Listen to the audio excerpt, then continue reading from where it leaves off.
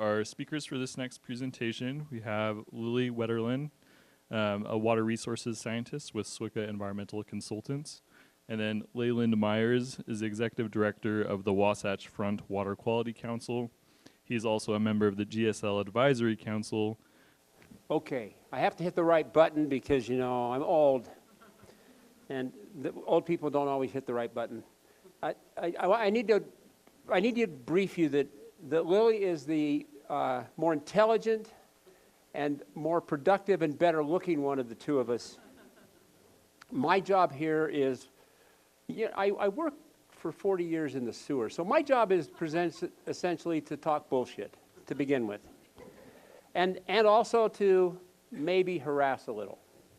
So the Great Salt Lake Advisory Council was created in 2010. You all heard about it back then, right? You all know what it is, right? Not a clue, right? Well, that's because when we were created, we had this we were established by Governor Huntsman to put together this council, and we came up with all these great ideas. We would have a governing council for Great Salt Lake that would help move forward the issues to help protect and make the Great Salt Lake thrive. And so they decided finally, when we got into statute, that they would establish a council. They didn't want to call it a commission because that sounded like it had too much power.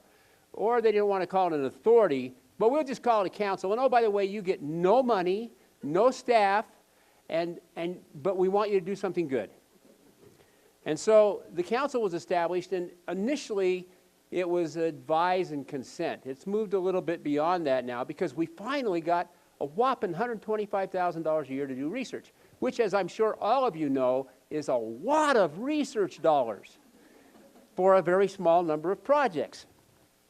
So the council has done a lot of projects.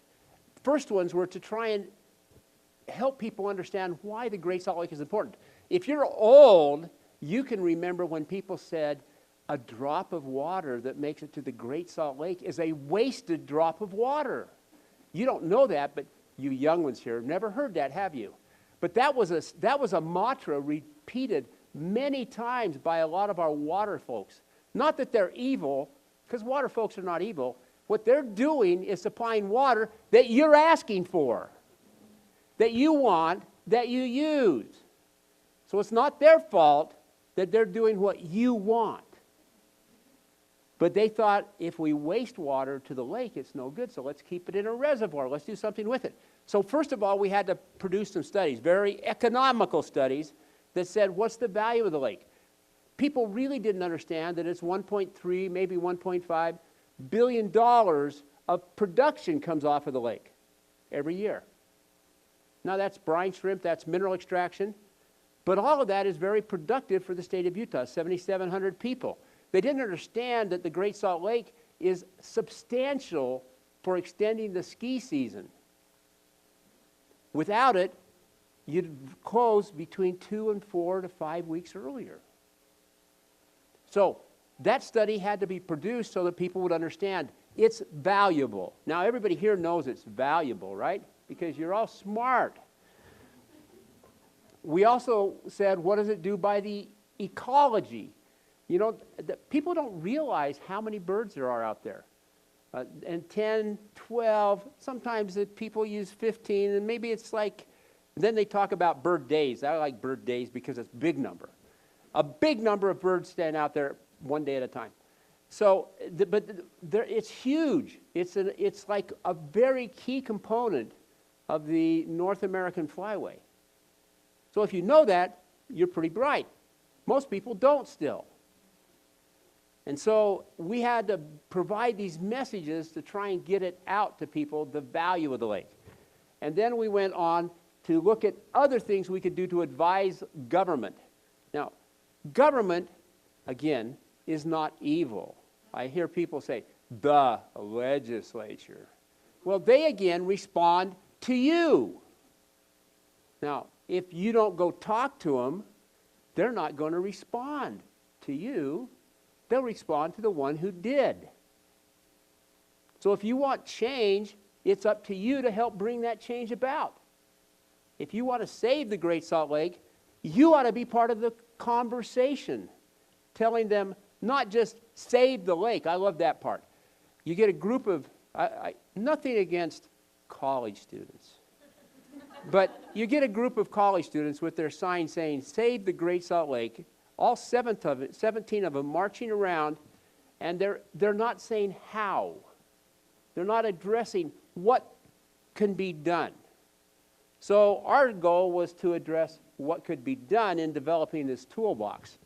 So we did some studies, and one was done by a consultant and working with the water folks, and we called it the conservation study. And what we wanted to understand is, what do we need to do to conserve water at the level that's going to be supportive of the Great Salt Lake? And here's the key. Live within existing developed water resources. No new water resource development. And that was the challenge, because water folks like developing new projects. Not that they're evil, but they want to meet future demands that we cause. So we said the blue block is, nice big blue block is what's been developed. And we said you need a projection of what it takes to stay within that. And we did, this one was for Jordan Valley, this one was for Metropolitan Water District, Metropolitan Sandy. And we said, oh, by the way, all of these proposed ones, all the different colors above the blue, you can't have. Forecast what you have to do to make those not necessary. Bear River Project, not necessary.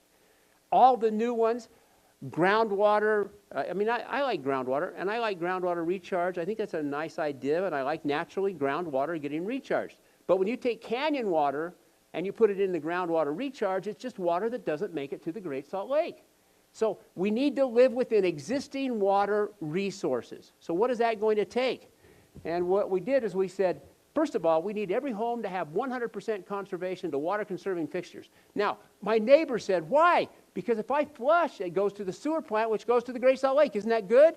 And I said, sure, except we're going to have more people in this valley over time. If you could stop all the development, maybe that's a different story. But you're not.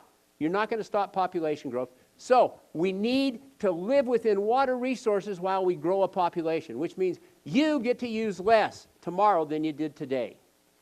And that means you have to conserve inside the house as well as outside.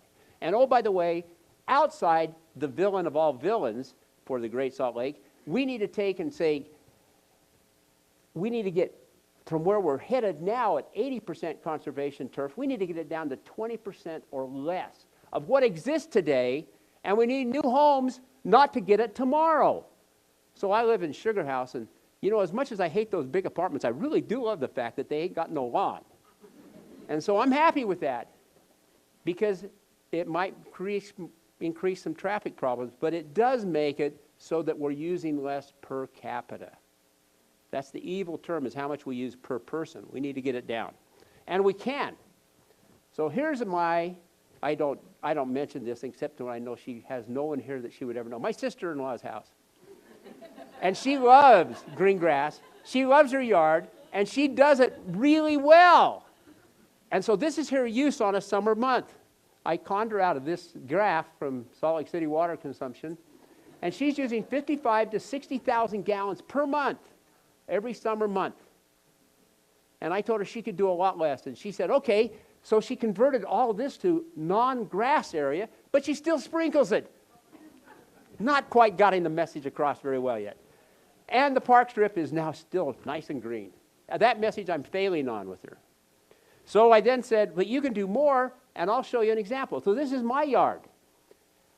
I don't have a lot of grass. I also don't comply with Salt Lake City's ordinances yet. But I'm trying to be a very good neighbor and not irritate the neighbors so they don't complain about my lack of grass and green space, and I don't get complained. If I don't get complained, then I don't get Salt Lake City coming in and telling me I screwed up. But there's no grass in my park strip, but I do have nice flagstones that are pretty. And so I'm at 9,000, wait a minute, I'm at 9,000, and that's only because I still have this park right here where I have to have swings and slide set for my grandkids because my wife told me I had to. And so I do that. So what do we need to do? We need to move into this kind of landscape now. And it needs to be you doing it now. Lily's going to talk about the toolbox we're prepared to give municipalities to help them get us to do that. But recognize, if you've got green space, if you're here and you've got a green park strip in front of your house, you're evil. And you need to do it away with it. You need to do it now. Not next year, not next month, not a decade from now. It's now. This is what it's going to take. I heard a presentation this morning. Zach Frankel's here, smiling because I heard their presentation on water conservation. We need a lot of it, but we need to do it now. We need, they've talked about PFAS, one of my favorite chemicals that I've done a lot of studying on and work on. We need PFAS out of our environment, but that means you have got to stop buying Gore-Tex fabric that gets washed in your washer and flushes it down to the sewer where it can't be removed. We figured out how much it would cost to remove it if we wanted to take it out of your sewer system. It's only another $130 per home per month. And I can get it out if you want to keep flushing it down. But you have to choose. Do you buy another Gore-Tex coat, or do you buy something that doesn't have PFAS infused in it? So this is your choice now to save water. The toolbox is going to be presented as to how you can do that, and I'm going to mute myself. All right. Perfect. Oh, you missed a slide, Leland. Oh yeah, we can win! Yes!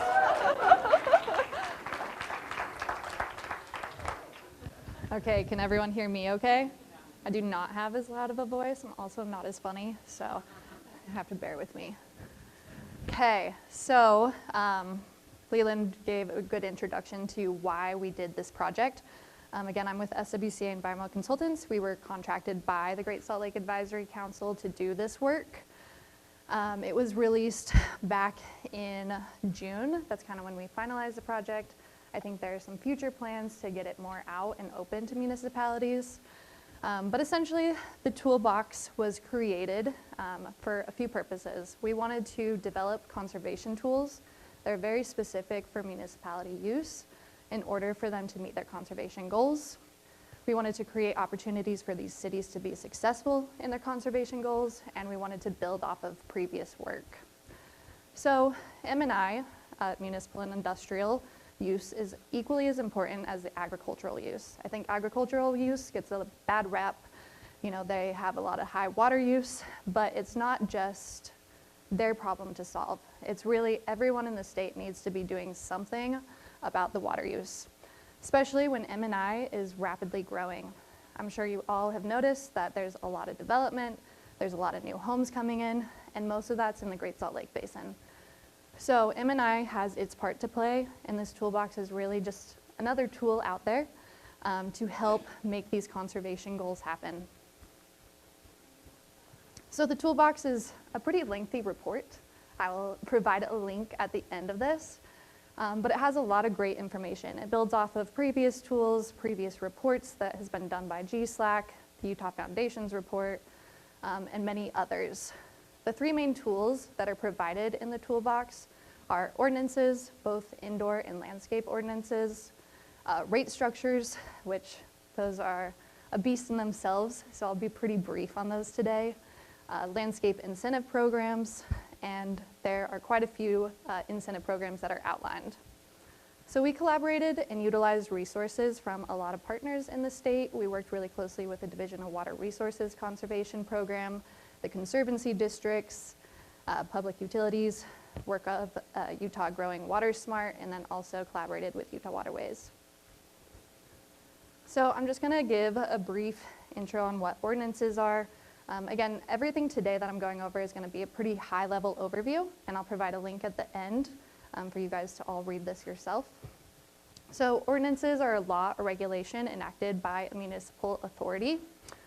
Water conservation ordinances specifically focus on reducing water usage, encouraging water efficient practices, and these ordinances are most applicable to new or redevelopment. I'll kind of go into how these different tools play with different new or redevelopment or existing places, but these ordinances really kind of set the groundwork for new development, and they help in the outdoor space with water use restrictions, irrigation requirements, the amount of allowable grass we're allowed to have, and then these indoor ordinances really focus on low flow fixtures. So in the toolbox, kind of it starts out explaining how ordinances work, and then in the appendices, we've actually created model ordinances that municipalities can grab and use. We really wanted to create these in a way that's customizable because every city and municipality is going to be a little bit different. They're going to be on different paths for conservation. They might be already at the moderate water conservation standard. So we established in the report a table that explains the ordinance line by line and then also allows the municipality to choose between a conservation standard. So we kind of outlined a low, moderate, and high. This smart art is just an example. The table is quite large. It's about 2 to 3 pages long. But the difference between a low water conservation standard and a high water conservation standard, you know, might be 50% allowable grass versus 20% allowable grass. The reason we did this is that some conservation is better than none. A lot of municipalities and cities, again, are in different places. They're not quite ready to jump to this high water conservation standard, so kind of want an entry-level point that they can build up to. But again, like Leland had said, you know, we really want to strive for that high water conservation standard in order to live within existing supplies and keep providing water to the Great Salt Lake. We really need to aspire to be at these high water conservation standards. Next tool in this toolbox is the indoor ordinance. Again, we created a model ordinance that's pretty easy for municipalities to just take and edit to their needs. It's a little more straightforward than the outdoor ordinance. In Utah, we are regulated. Well, the Utah Administrative Code only allows municipalities to enforce levels of you know, fixture appliances to the Utah State Plumbing Code. So we did do some comparisons in the toolbox to our standards and the EPA WaterSense standards. In most cases, they line up, but there are a few standards, toilets in particular, that is less water efficient than the EPA WaterSense.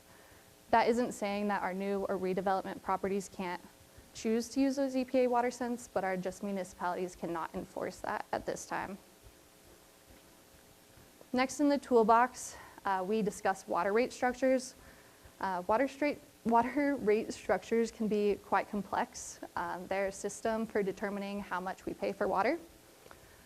They are required in every municipality and city. However, they can be structured in a way to promote water conservation by incentivizing efficient use.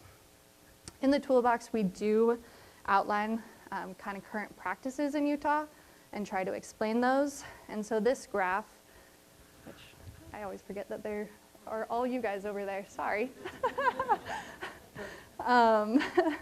Anyway, this is current tiered rates within the Great Salt Lake Basin from a variety of cities. This top graph includes Park City. As you can see, they have quite an aggressive tiered rate structure. And this lower graph is these guys, just without Park City, so that you can see. I'm not gonna dive too much into these. Our report does talk about why we kind of see these different rate structures. They are definitely designed differently based on cities, based on you know, different city characteristics, so economics, demographics, a lot play into these. But a lot of these aren't necessarily, at this point, structured to incentivize water conservation. So in the toolbox, we provide a lot of example rate structures for municipalities to adopt. These are, again, just examples. They definitely have to be taken into account for the specific city or municipality that is actually adopting them. There are a lot of examples in this toolbox. We talk about 3 different types of rates. Our tiered rate, which is this graph right here, kind of standard. This is what we mostly see in Utah. So this first tier covers, you know, your basic need, what it takes to cook, drink, shower. And then the next tier is kind of account for additional use. So you have a lawn, you have a really big lawn, you have a swimming pool, and so on. We also have single volume based rates. This is just a flat rate, so prices don't increase on the amount of water used. And then seasonal rates are another type of rate that kind of follow demand. So in the winter, when you're not watering your grass, it's usually lower, and then in the summer, rates usually increase. So we discuss in the report kind of the pros and cons of each of these different types of rates. Again, providing examples for each of them, something just that a municipality can pull and kind of customize to their needs. And with each of these rates, the community type affects what the rate will look like. So we go over what an urban-suburban rate would look like compared to rural. And we also include secondary water supplies, just since that is unique to Utah. And then also user classification affects these rates. So the meter size and whether you're residential or commercial. Finally, in the toolbox, we discuss landscape incentive programs. So these are programs that encourage property owners to replace water-intensive landscapes with drought-resistant alternatives. I'm sure most of you, especially after a lot of these presentations this week, have heard of Utah Water Savers at this point. They're a landscape incentive program in Utah. So in the toolbox, we kind of pull together all the resources that are available in Utah, and we also compare them to surrounding states like Nevada, California, Arizona, just to compare similar programs and kind of where we fall.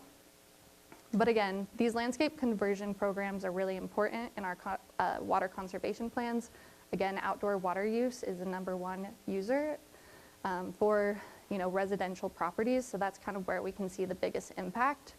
And so we outline monetary rebate programs, which again is like flip your strip. You have a big yard, you apply to be in the program, you convert it to water-wise landscaping, and then you get paid to do that. We also outline for your discounted landscaping materials programs. They're not as common in Utah, but they are a thing, and they're bigger in other states like California. But this can really complement the monetary rebate programs well, as it opens the door up to a larger demographic. Sometimes people don't have that cash up front to do the monetary rebate programs, so providing some free or discounted materials to convert those landscapes to water-wise can really help in the adoption of those. And then lastly, a big part is actually incentivizing these municipalities to adopt these water conservation programs. In Utah, to be able to qualify for these programs, you have to have an outdoor ordinance with certain requirements. So if municipalities aren't on board, then we also don't have that opportunity to homeowners. So these tools really work well together. I wouldn't say one tool works as well by themselves. So ordinances are really important because they just kind of set the groundwork. Any new and redevelopment properties, they have to just apply to these standards. They have to have good indoor fixtures. They can't have grass on their lawns, and that's just a good way to start. But we have a lot of residents in Utah that are already living here, already have really big grass lawns, so we really need those other incentives, like the landscape incentive programs, to get property owners to actually want to make these changes. And money is a really good motivator. Free things are a really good motivator to actually make these water-wise practices happen. And then water rates really ties both of these two together. They will continue to incentivize those actual shifts because no one wants to be paying more for water. People are going to want to hold the standards of the ordinances. They're going to want to be participating in these landscape incentive programs because they don't want to be paying for the front lawn that they never use. So in summary, really we wanted to create this toolbox as a way to just help municipalities and cities know the tools that they need to make these conservation efforts possible. And again, this toolbox is a pretty long document. We're really hoping that we can start meeting with municipalities and cities and actually walk them through how they can make these practices happen. But ultimately, we're a growing state, and we really need to be conserving water. So M&I has an important role to play, and the more tools and resources we have for our cities and municipalities, the better off we're going to be. Thank you guys so much. If you want to read the report, I have linked the QR code there, so you can do that. If you guys don't have that, just type in Great Salt Lake Advisory Council activities into Google, and it will be the first report that pops up. And at this point, Leland and I will take questions.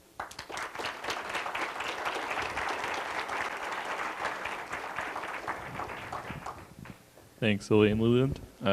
If you just raise your hand, either Al or I will come bring a microphone to you.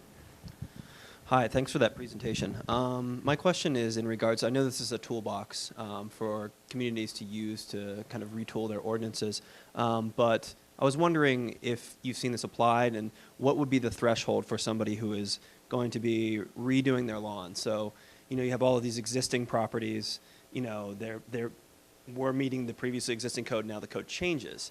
And what would that threshold be for the changes that they want to make to their lawn that would trigger them to have to fall under the new ordinance, I guess? So, do you want to go first? Some of us would believe the threshold should be you should do it now regardless of whether you're going to make changes or not. And honestly, I think if a person isn't going to do it, then there has to be a disincentive for not doing it. And whether that's an ordinance that says, well, I'm sorry, you know, you don't get the lawn. That might be where it ends up. You just don't get that much lawn. If you've got a 8,000 square foot yard, you get 375 square feet of grass. That's it, sorry. I mean, If necessary, that's what it will have to go to. Your choices are really pretty slim. If we're going to have a state that grows, we have to do conservation now, not later now. And so if a person's going to go, that's why we had, Lily's a polite person and nice. And so she said, well, we've got this range. Well, the range for Leland is everybody needs to get down to 20% or less of their lawn. And she said front and side because we had a debate over that. And I said backyard too, you know, because some people have really these big, huge backyards with grass which serve no beneficial purpose. They can go out there and throw a ball. Well, go down to the park and throw it where everybody else gets to play too. But you don't get your own lawn. And we need to make that shift in our mindset. So if a person is going to landscape, we need to do it with very low water conserving landscape. and so I understand that, but I guess an example is, so say somebody builds a house and they build it to the building code of, you know, whatever year that building code was. We don't go back and we don't make them change it unless they're going to do an improvement to their house. Then they have to meet certain code. And so I guess that's too little, too late. It needs to be all the time. We're going to have to, look, it's nice to say we want to keep everything nice and green. It's not an option. Not and save the Great Salt Lake, not and live within our existing water. You can dance around this all you want, but there isn't more water. So the answer is we're not going to be able to wait until everybody decides to re-landscape and make a change at that point. There's going to have to be a gradual or even a more steep escalation into this in order for it to succeed. And then we can keep the lake. Our projections are this doesn't save the lake. This doesn't make it 4204 or 4205. This keeps it at 4193 to 4198. Hell, we're not trying to save it down to where it was in 4204. That's a great level. When we did the Great Salt Lake Matrix, that's a perfect level. And we say 4198. This just barely keeps it up to that. So we got to do it, or we're not going to have a lake. And then you get the toxic dust, and just about how sensitive you are to it is whether it gets you sooner or later. You know, these are problems that are going to be arise. So yes. Have I insulted you enough on this answer? No. I'm not. I don't feel insulted. This is great discussion. It's just there needs to be a practical point for municipalities to apply this ordinance across the board that says when you make these changes, you now have to adhere to this new standard. I'll give you a good practical one. The ordinances should say right now, within 3 to 5 years, every park strip needs to be taken out. Period. Done. Over. That's 8% water savings. Needs to go. 8% is a lot of water. That's 800,000 that Zach wanted. It moves us at least a few tens of thousands, maybe even 50,000, maybe even 100,000 acre feet in that goal direction. So we need to make these bold decisions now. There's no way we can wait and not have a major cost impact to the lake. There's no way we can wait. I mean, homes, they shouldn't, I know we love our yards, but there shouldn't be a 20,000 square foot lot ever approved. You give a patch of land that you can landscape economically with water, and that's it. Otherwise, you're tempted to want to spend all the water again. You know, and if you're Oprah Winfrey and you decide it's your right to truck water in when everybody else has got landscape and you've got billions of dollars to do it, does it mean it's right? No, it's not. Everybody has to feel the pain. We need to feel the pain now. Sorry, but No, thank you. That final part, that's what I was looking for. Thank you. Okay, thank you. That's all the time we will have for questions for this one, unfortunately. Yeah. Perfect.